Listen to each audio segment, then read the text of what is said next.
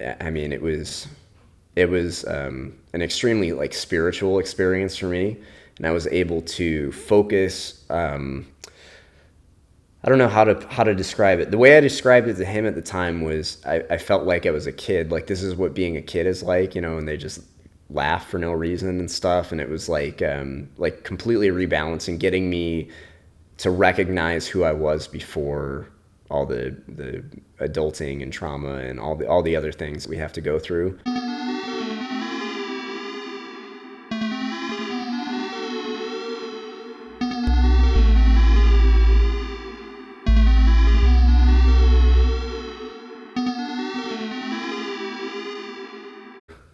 Let's see. So there's the first time I had cannabis, which was very eye-opening.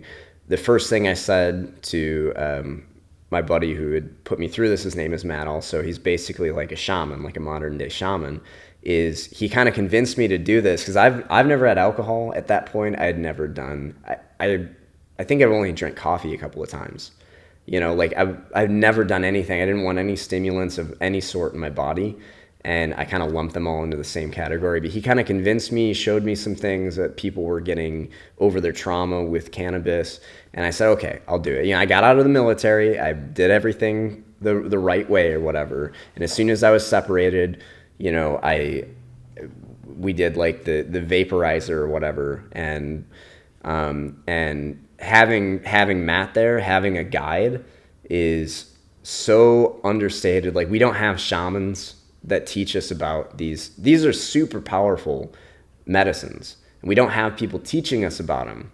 You know, it's fine that they're demonized or whatever, we don't have to pay attention to that, but having somebody guide you through it, like I needed that. I'm sure most people do too, otherwise it can just become something that they're using as a crutch. And for me it was like, he gave it to me as a prescription. He's like, do this 3 times a week, you know, and do this meditation. And it was so healing for me. And so I remember that was a big breakthrough. And then a couple months later, he's like, you know, are you keeping up with your cannabis meditations? I went to go take a Strong First certifications at Kettlebell Cert. It's like the best one in the world. And every night we were doing the cannabis meditation. It's a 3-day long thing. And the third day we did LSD. So, you know, I mean, this is a huge, like you take somebody like me who's always been completely anti that stuff and against having anything mind altering, thinking I really, like I understand this world. And now I'm going to try this LSD. I was like, I don't know, man. And he's like, no, we've been preparing you every night for 3 days to do this. You know, like it's going to be great. We're going to do it in public.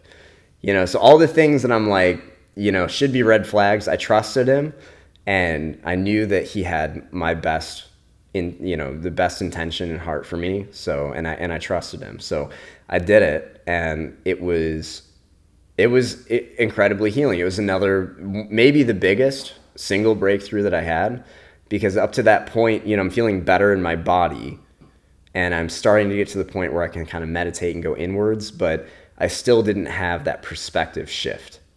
And when I took LSD and, you know, all day meditating, running around, you know, doing hippie shit, you know, or like meditating over a flower and stuff, you know, and like talking to people while you're in that state and you have all these good intentions in your heart. I mean, we talked to 3 different people that day that cried on our shoulders. Like, I don't go around outside of that state finding, you know, recognizing when somebody needs to talk to you and cry on you, you know, like, but you could just tell. So like it was another proof positive thing. It's not just, you're not just high.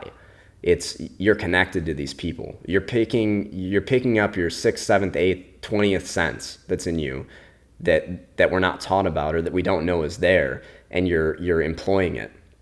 And it was an amazing experience. I mean, I was in public the whole time, and I got along with people, and I felt connected to people, and I hadn't had that for so long. And I'd only needed to do it that one time. I only did it the one time, and I've been changed ever since from that experience. You know, you have your relapses into your, you know, demonic states or whatever you want to call it. But overall, like, I've recognized people's humanity again, and I've recognized my own because of that experience. I don't know if I'd recommend it for everybody.